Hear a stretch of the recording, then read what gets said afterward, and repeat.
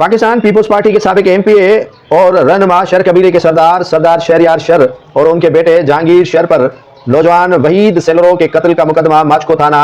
पंजाब में दर्ज किया गया है। सेलरा शर और लाखों कबाइल के दरमियान जो मामला चल रहा था वही हुआ जिसका काफ़ी अरसा कबल सरदार शहरियार शर ने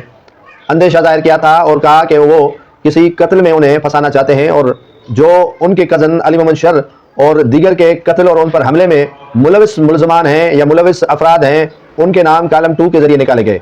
कालम 2 के ज़रिए SHO राउती शकूर लाखो और दीगर अफराद के नाम निकाले गए और कहा गया कि सेलरो सरदार और दीगर अफराद सरदार शहरियार शर पर हमले के वक्त मुलविस या मौजूद नहीं थे। जिसके बाद आज सरदार शहरियार शर और उनके बेटे जहांगीर शर पर वहीद सेलरो के कत्ल का मुकदमा दर्ज किया गया है और उसके वालिद ने FIR के मतन में बताया है कि सरदार शहरियार शर के इमा पर उनके बेटे को कत्ल किया गया और उन्हीं के बेटे जहांगीर ने गोलियां मारकर उनके बेटे को कत्ल किया है। 7 अफराद पर मुकदमा यह दर्ज हुआ है। अब सूरत हाल यह है कि सरदार शहरियार शर जिस बात का रोना रो रहे थे, जिस बात पर चीखो पुकार कर रहे थे, उसकी तो एक भी नहीं सुनी गई और ऊपर से उस पर मुकदमा भी दर्ज किया गया। कालम 2 के जरिए उनके कज़न और उन पर हमले में मुलविस मुलजमान को निकाला गया और बासर अफराद ने भरपूर तरीके के साथ उन मुलजमान का साथ दिया और सरदार शहरियार शर का साथ नहीं दिया गया। सरदार शहरियार शर ने पीपल्स पार्टी की क़यादत को कई बार मुलाकात करके बताया कि उनकी जान को खतरा है, उनकी जान को खतरा लाक है और उनको तहफ़्फ़ुज़ फराहम करके दिया जाए। उन पर झूठे मुकदमा दर्ज किए जाएंगे और जैसे ही वो